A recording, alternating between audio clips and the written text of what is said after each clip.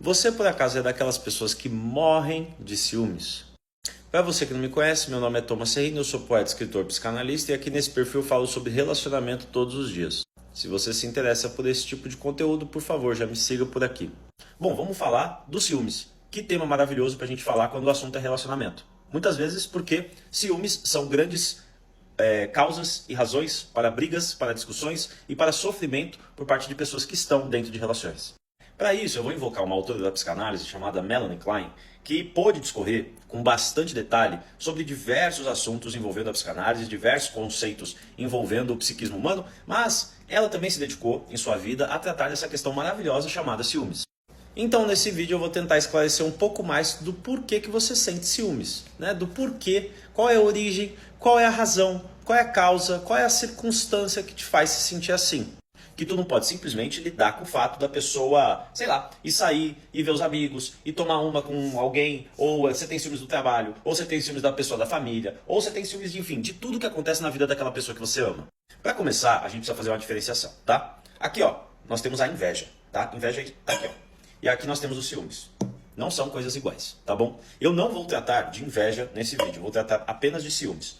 O que são os ciúmes? Os ciúmes, eles surgem quando você, que tem a posse de um objeto ou a sensação de posse sobre um objeto, tem a sensação também de que essa posse está sendo ameaçada, tá bom? Primeiro elemento, objeto não é uma caneca, obviamente. Quando eu falo de objeto na psicanálise, eu também estou falando do ser humano. Então, o seu objeto de amor. O que acontece quando você tem ciúmes? Basicamente, você está imaginando, e é isso, tá? Imaginando, não necessariamente acontece na realidade, você está imaginando que esse objeto de amor que você possui está se colocando numa situação que ocasiona uma ameaça para a sensação de posse que você tem sobre ele. Beleza? Deu para entender? Então, vou exemplificar. Chegou sexta-feira à noite, era dia de você sair com o boy, ou era dia de você sair com a sua mulher, e ela vira, ou ele vira para você e fala assim: mozão, eu não vou sair contigo hoje. Por quê? Porque hoje tem encontro das meninas, ou hoje tem encontro dos meninos. A gente vai se ver, a gente vai para um restaurante, a gente vai para um bar, a gente vai fofocar, nós vamos conversar, nós vamos retomar a amizade, que faz muito tempo que a gente não se vê, e etc. Perfeito? É isso que acontece. Chega sexta-feira, acontece isso. Aí o que você no seu imaginário pensa quando você está com ciúmes dessa situação? Basicamente, esse objeto de amor, com o qual eu tenho um sentimento de posse, poxa, está indo se colocar numa situação que ameaça a sensação de posse que eu tenho sobre ele. Ameaça a sensação de posse que eu tenho sobre ele. O que acontece a partir daí? Você tem duas formas de enxergar isso. Primeiro, essa situação é externa, certo? E é uma situação que basicamente você não controla. Então você pode ter ciúmes de algumas situações que você não tem menor controle sobre. Por exemplo, quando, inevitavelmente, um ex aparece na vida da pessoa que você ama. Isso pode te gerar ciúmes. Só que é uma situação completamente externa a você. Às vezes essa pessoa surge, por quê? Porque ela tem alguma pendência. Vamos supor que eles terminaram e tem um cachorro que eles dividem a guarda, certo? Beleza?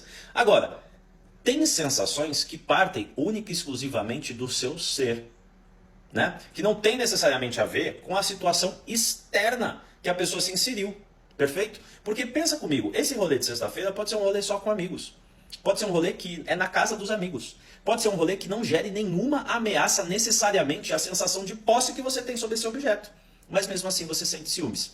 E aí entra outras questões. Quais são as outras questões? As características internas que nos fazem sentir ciúmes, independentemente de onde esse objeto está, com quem esse objeto está, o que esse objeto está fazendo.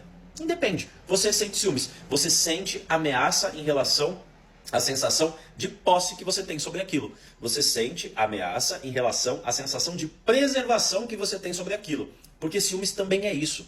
Você quer preservar o objeto, só que você quer preservar o objeto conforme as suas vontades. E não preservar o objeto conforme o que ele é. Perfeito? Beleza? Tá acompanhando? Tá fazendo sentido? Comenta aqui se você já passou por alguma situação como essa, antes de eu entrar nos finalmente do vídeo. Ah, então, mas beleza, entendi. Então existem situações que coerentemente eu consigo olhar e que me geram essa ameaça sobre a sensação de posse que eu tenho sobre esse objeto e por isso eu tenho esses ciúmes. E é claro, eu não vou entrar aqui em como você manifesta esses ciúmes, né? Tem gente que vai manifestar esses ciúmes de maneira patológica, né? agredindo o objeto eventualmente, como já aconteceu na minha vida. Não eu, mas eu já fui agredido por uma namorada de muito tempo atrás, em virtude de uma situação de ciúmes que ela teve de mim. Agora, tem pessoas que vão externalizar isso de uma maneira muito coerente. Por exemplo, até no relacionamento que eu estou hoje. Já aconteceu ciúmes e a minha companheira simplesmente disse: olha, eu não estou confortável com isso, eu prefiro que você não faça isso, eu estou sentindo ciúmes dessa situação. E eu falei: beleza, ok, tranquilo, né? Tranquilo. Só que qual que é a outra questão? Que é um ponto maravilhoso que a Melanie Klein traz.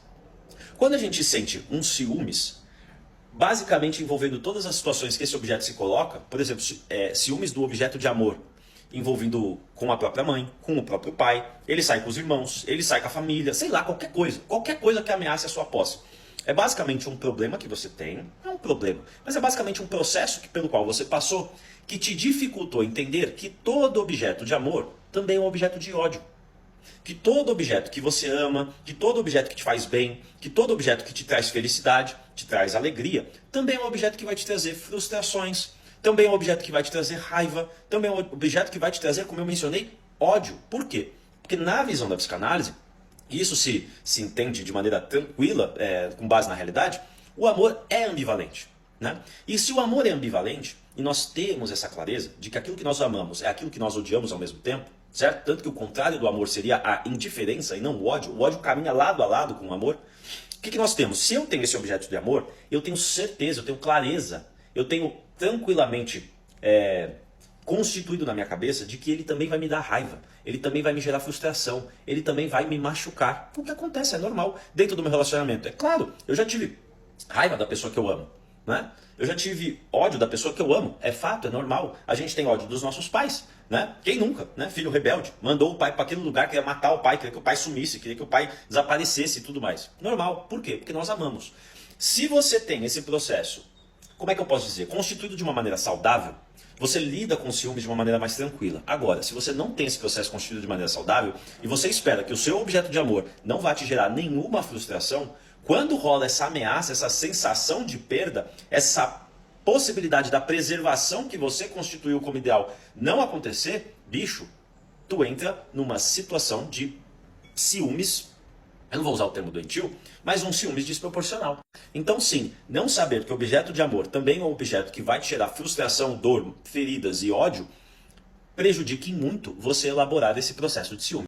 Então, para concluir, os ciúmes eles vão vir de fatores externos, onde você sente a ameaça, a sensação de posse e preservação que você quer estabelecer sobre o objeto de amor, perfeito? E os ciúmes também vêm de fatores internos, que dizem respeito ao conflito que você não consegue lidar em relação ao fato de um objeto que você ama te causar felicidade, alegria, gozo, satisfação e também te causar ódio, raiva, frustração e outros sentimentos ruins. Se você gostou desse conteúdo, já deixa seu like, por favor, e aproveita para comentar. Você é muito ciumento? Você é muito ciumenta? Tudo bem que eu espero, eu imagino, que se você chegou até aqui, seja o caso.